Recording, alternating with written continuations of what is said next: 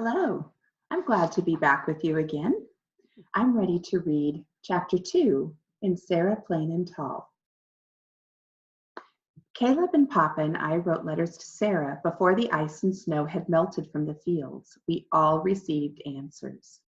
Mine came first. Dear Anna, yes, I can braid hair, and I can make stew and bake bread, though I prefer to build bookshelves and paint. My favorite colors are the colors of the sea, blue and gray and green, depending on the weather. My brother William is a fisherman, and he tells me that when he's in the middle of a fog-bound sea, the water is a color for which there is no name. He catches flounder and sea bass and bluefish. Sometimes he sees whales, and birds too, of course. I am enclosing a book of seabirds so you will see what William and I see every day. Very truly yours, Sarah Elizabeth Wheaton. Caleb read and read the letter so many times that the ink began to run and the folds tore. He read the book about seabirds over and over. Do you think she'll come? Asked Caleb. And will she stay? What if she thinks we are loud and pesky? You are loud and pesky, I told him. But I was worried too. Sarah loved the sea. I could tell. Maybe she wouldn't leave there after all to come where there were fields and grass and sky and not much else. What if she comes and doesn't like our house? Caleb asked. I told her it was small. Maybe I shouldn't have told her it was small. Hush, Caleb, hush. Caleb's letter came soon after with a picture of a cat drawn on the envelope. Dear Caleb, my cat's name is Seal because she is gray like the seals that swim offshore in Maine. She is glad that Lottie and Nick send their greetings. She likes dogs most of the time. She says their footprints are much larger than hers, which she is enclosing in return. Your house sounds lovely, even though it is far out in the country with no close neighbors. My house is tall, and the shingles are gray because of the salt from the sea. There are roses nearby. Yes, I do like small rooms sometimes. Yes, I can keep a fire going at night.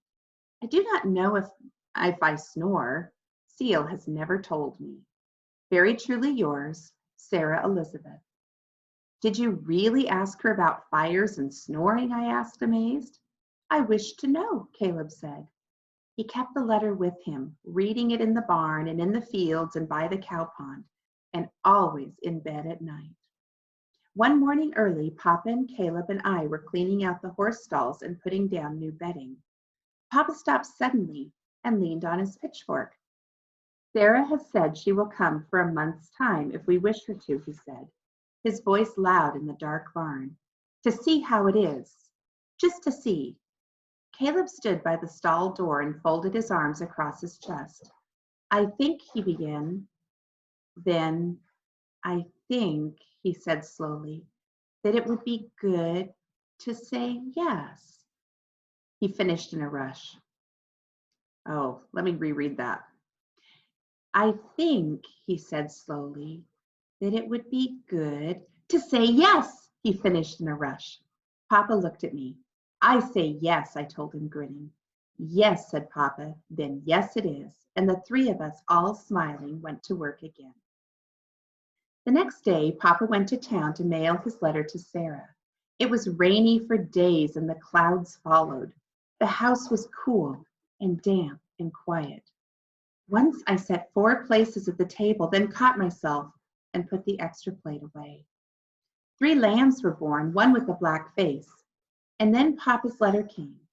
It was very short. Dear Jacob, I will come by train. I will wear a yellow bonnet. I am plain and tall.